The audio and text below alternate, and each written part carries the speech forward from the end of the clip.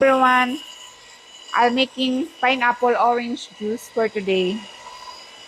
Pineapple, guys, is good for if you have high blood pressure, can lower your blood pressure.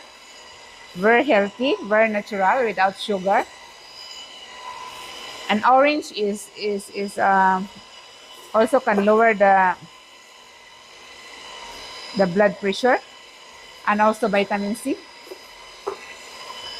Pero yung pineapple, guys, don't drink pineapple with empty stomach kasi hindi siya maganda.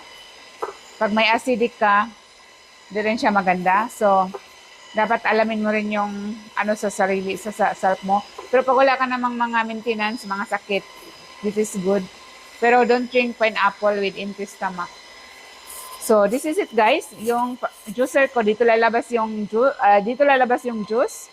Tapos dito lalabas yung ano, yung parang ano siya, yung hindi siya magiging juice, diyan siya lalabas. So, ito na yung juice kong nagawa, guys. Very natural, very masarap, no sugar added. Try nyo na. Very healthy. Thank you for watching. Annyeong.